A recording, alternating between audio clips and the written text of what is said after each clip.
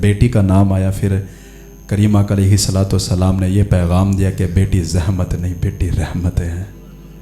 नेमत का हिसाब है, रहमत का कोई हिसाब नहीं। जब बेटा पैदा होता है तो रब ताला फरमाता है जा अपने बाप का सहारा बन, उसका बाजू बन, उसका हाथ बटा, दुख सुख में उसका साथी बन। लेकिन जब बेटी पैदा होती है तो करीम आका अलैहिस्सलाम ने फरमाया, रब ताला फरमाता है कि जा अपने बाप के पास, तेरे बाप का बाजू भी मैं बनूंगा, सहारा भी मैं बनूंगा, दुख सुख में साथ भी मैं दूंगा। ये कदर कीमत किसने बताई? करीम आका अलैहिस्सलाम की आमद ने बताई। हज़रत दहिया कल्बी ये सहाबी रसूल नहीं थे पहले। इनके बारे में लिखा हुआ मिलता है कि ये जब हुजूर पाक अलैहिस्सलाम की बारगाह में पहुँचे, जाकर अर्ज़ की कि या रसूल अल्लाह, पता चला मुझे कि आप रहमतुल लिल आलमीन हैं, तो मैं भी आपकी रहमत की आस पे अपने गुनाहों का दामन भरे हुए आपकी बारगाह में आ गया हूँ। अर्ज़ करते हैं या रसूल अल्लाह, ज़माना जाहिलियत था, मैं बहुत बड़ा ताजिर था, तो तिजारत की गर्ज से मैं घर से चला गया और मुझे पता था कि मेरी जो बेगम है वो उम्मीद से गए, पेट से गए। तो वो दौर इस तरह का था, जाहिलियत थी कि जिसके घर में बेटी पैदा होती और वो जवान हो जाती तो उसको ये करना पड़ता था कि अपने घर की छत पे एक झंडा लगाना पड़ता था और बताना पड़ता था मेरे घर एक बेटी जवान हो चुकी है और मुझे उसका रिश्ता मतलूब है। तो ये इस चीज़ से बचने के लिए, इस शर्मिंदगी से बचने के लिए क्या करते थे, बेटियों को ज़िंदा ज़मीन में दफन कर देते थे। फरीदी साहब, ये पहले जो चल रहा था ना बड़ा ज़बरदस्त चल रहा था, थोड़ा जी नहीं, मैंने आपको बोला आप हल्का कर दें, आपने किया तो वो मेरा गला ले रहा है, आप पहले वाली जगह पे इसको रोक दें, जज़ाकल्लाह। थोड़ी सी जो है ना वो आवाज़ को थोड़ा खोल दें, ये बंदी हुई आवाज़ आ रही है जी, थोड़ी जैसे डबल हो रही थी, वो भी कुछ बेहतर था। माजरत के साथ मैं बिल्कुल जो ना दिल कभी मैं मरीज़ हूँ, मेरे से ना ज़्यादा जोर नहीं लगाया जाता, मैं माजरत ख़्वाह हूँ आपसे अगर आपको मेरी बात समझना है तो। अब बड़ा ज़बरदस्त चल रहा है। तो वो दौर इस तरह का था, तो अपनी ज़ुबानी अपनी कहानी सुना रहे थे। क्या कहते हैं कि या रसूल अल्लाह, मैं तिजारत की गर्ज से गया, मेरी बीवी को डर था कि बेटी पैदा हुई है, इसका बाप आएगा इसको ज़िंदा ज़मीन में काट देगा। तो उसने क्या किया कि अपने शोहर के आने से पहले अपनी बेटी को किसी के घर भेज दिया कि ये वहाँ पर पले बड़े, फिर उसके बाद इसको ले आएंगे, चोरी छुपे कहीं भेज दिया। तो वो अर्ज़ करने लगा कि जब मैं वापस आया तो मैंने पूछा, बेगम बच्चे की विलादत होनी थी, क्या हुआ, बेटी या बेटा? तो कहने लगी कि जो भी पैदा हुआ फौत हो गया, मैंने दफना दिया। लेकिन उड़ती हवा ज़माने को लगती है, उसको पता लग गया कि बेटी पैदा हुई है, और ये भी पता लग गया कि फ़लाँ के घर में है, और उम्र भी 5 साल, छोटी सी बच्ची 5 साल की उम्र। जब उसको पता चला ना कि मेरी बेटी किसी के घर जो है ना वो पनाह गुज़ीन है, तो वहाँ पर गया। फिर बेटियाँ तो बेटियाँ होती हैं ना मेरे भाई, बेटियाँ तो फिर बेटियाँ हैं। मैं 3 बेटियों का बाप हूँ। यकीन जाने जब मैंने अज़दवाजी ज़िंदगी में पैर रखा ना, मुझे नहीं पता चला कि क्या होती है ये ज़िंदगी। लेकिन जब रब ताला ने बेटी से मुझे नवाजा ना, यकीन जाने फिर पता चला कि बाप क्या होता है।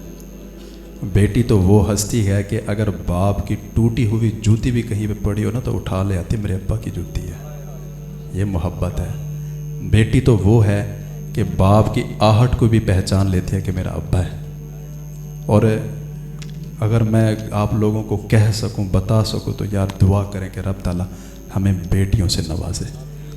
मरने के बाद इतना बेटे नहीं रोते जितना बेटियां रोती हैं। कुछ कहते हैं कि या अल्लाह बेटी दे, कोई तो हो जो मेरे मरने के बाद मेरी चारपाई को पकड़ के बैठे और रोए। तो वो बताने लगे कि मैं फिर उनको लेके आया उसको, तो मैं उसको रास्ते में चीज़ का जो है ना वो लालच दे के घर से लेके आया कि बेटा चल। वो कहने लगी अब्बा, मेरा अब्बा आया है, मेरा बाप मुझे लेने आया है।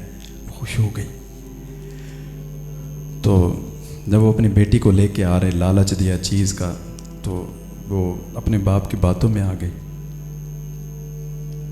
थोड़ा वक़्त तय किया, थोड़ा सफ़र तय किया, सहरा आया, تو اس نے کیا کیا کہ زمین کھودنا شروع کر دی، گڑھا کھودنا شروع کیا۔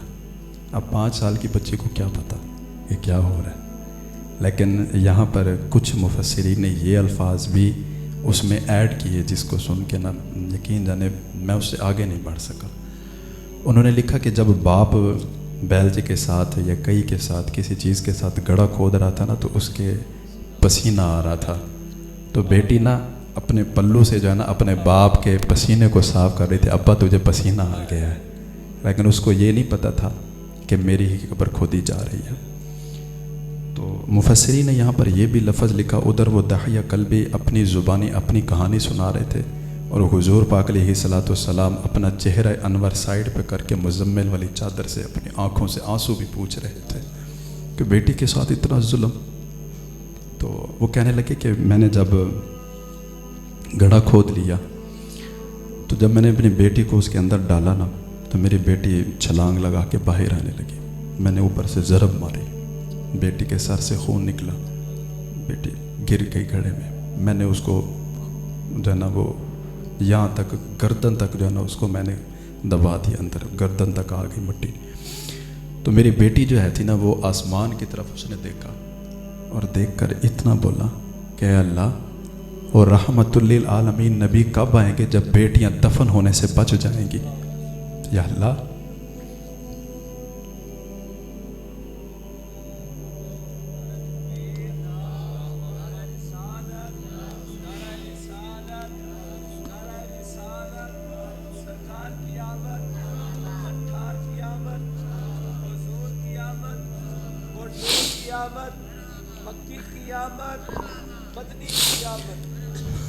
آسمان کی طرف دیکھا اور کہنے لگی یا اللہ، وہ نبی کب آئے گا جب بیٹیاں دفن ہونے سے بچ جائیں گی۔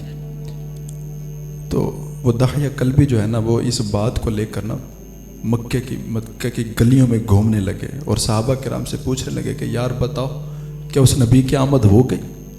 پوچھتے پوچھتے پہنچ گئے اور عرض کی کہ یا رسول اللہ، میرے سے یہ گناہ ہو گیا، میں نے اپنے ہی ہاتھوں اپنے لختے جگر کو زمین میں دفن کر دیا، یا اللہ مجھے معافی مل سکتی ہے؟ باری تعالیٰ یا رسول اللہ مجھے معافی مل سکتی ہے؟